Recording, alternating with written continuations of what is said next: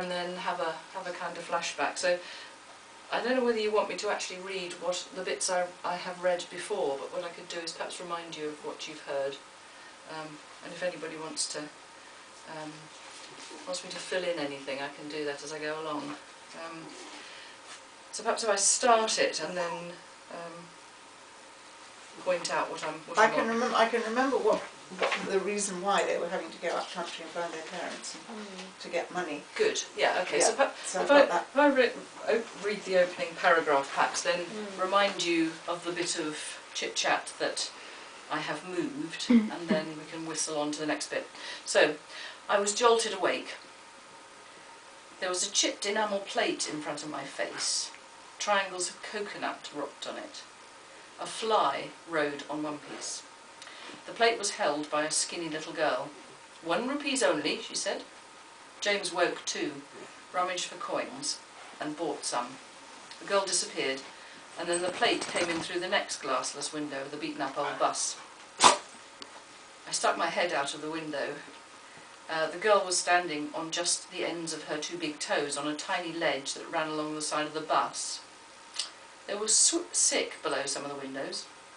The driver honked a warning, revved the engine. The girl jumped clear without dropping any coconut, and the bus drove on. There was a satisfying snapping sound as we sunk our teeth into the coconut. It was good. By now, it felt like we'd been travelling for days. Sweat stuck my backside to the seat. I dared not let go of the small day sack. The money was inside, a large packet of 1,000 rupee notes bound up in wads of 100. Who'd have thought a couple of school kids could get a hold of £1,000 at such short notice? I hated lying to Dad's expat friends, but it had to be done. We couldn't tell anyone else. That would put them in even greater danger. That first phone call replayed again and again in my head. So that's the bit about the phone call from the kidnapper phoning them up in Kathmandu. So I won't read that bit out again, but if Victor wants to read that and catch up, I'll let you do that. I'm on at the moment. So they've been phoned up, and the children have been told that their parents are being kidnapped, and they've got to take 1,000 rupees to a rendezvous in the forest. So if I carry on nearly at the bottom of page 3, it took forever to get from stinky old Nepalganj airport to the national park. We crawled along. The road had turned into a dust track that wound along a dry riverbed for a while. I can't believe they're still building the east-west highway, I said, as we showered the labourers in dust. They all looked grey because of it. Most were women who had babies tied onto their backs. Their work was to break up big rocks into smaller pieces, which would be used as the road base. Babies cried with hunger, I guess, as the women squatted, tapping at the stones. Look, James said, they've all got bleeding hands. They haven't even got sticking plaster. They've used manky old scraps of cloth as bandages. Yeah, in this country, if you don't work, you starve. The ransom money will make our kidnappers, or the kidnappers, unbelievably rich. £1,000 buys a lot in Nepal. I began checking off familiar landmarks, tea shops, the Shiva shrine, the broken bridge where the bus had to drive down into the dry riverbed, a long sweeping bend, the crossroads with a big billboard advertising the latest Hindi films, and a particularly impressive red silk cotton tree. A troop of langurs were sitting in one dry gully. They looked so nearly human with their thumbs, fingernails and big bright eyes set in black faces. A halo of white fur that stood up all around their faces made them look as if something had frightened them. James looked at where I was looking and said, "Those monkeys are just like a bunch of chavs, hoodies hanging around with nothing to do. Hey, one's scratching his armpit." Langurs, not monkeys, James. Pedant. Primate. Neanderthal. Small blood-sucking leech. Diarrhea-causing microbe. Oh, shut up, James. James countered with, "What are we going to do when we get off the bus?" "I don't know." "Do you think Mum and Dad will be there?" "Of course they will." "What if they're not?" James said.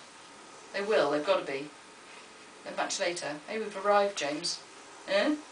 James had dropped off again. I wished I could switch off as easily. What? He said.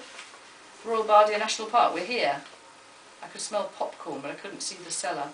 A bored-looking soldier with a museum-piece Second World War rifle raised the barrier to allow the bus to drive on. Weapons like that were probably pointing at our parents. That thought made my guts contract in fear again. This was so unreal, so like a nightmare. After a few more miles, I staggered forward and asked the driver to let us down. I hoped it was the right place, where a couple of narrow, well-used paths led into the jungle. It was good to escape the stink of sick on the bus, but I was so scared I was going to mess this up. I clutched the small day sack to me. An army of grasshoppers fought to get out of my stomach. I looked around as the bus drove on. Are you sure this is the right place, Alex? As if to answer, a small skinny boy magically appeared. I didn't notice him until he stood up. He must have been squatting in the shade of the undergrowth waiting. He said, "You are animal boys, yes?" "What?" "Your father and mother, they like the animals." "Yeah." "Come." He turned back into the forest, beckoning us, the way Nepalis do, palm downwards, like they're wafting a fart. His shorts had patches on patches. "I need a pee first," James announced. "Kere?" the boy asked. "Pissab," James translated, pulling down his shorts. He pees a lot when he's nervous. The ragged boy walked on. James shouldered his pack. "Where's he taking us, Alex?" "Seems like the right direction."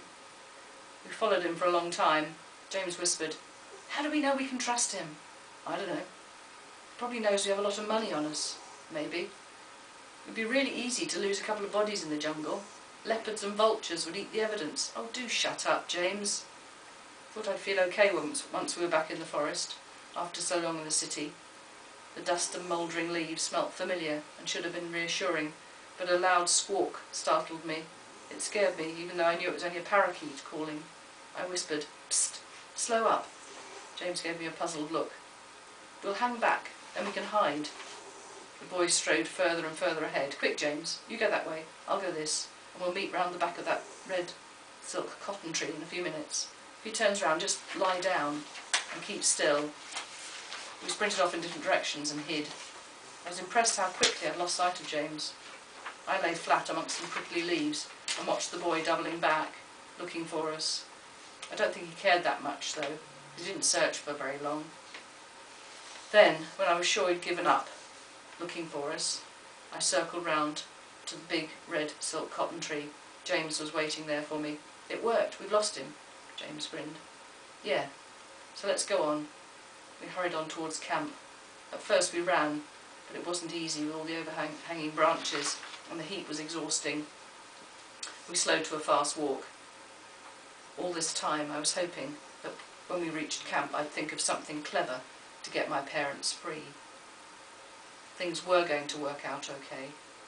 Seems to be a good place to stop.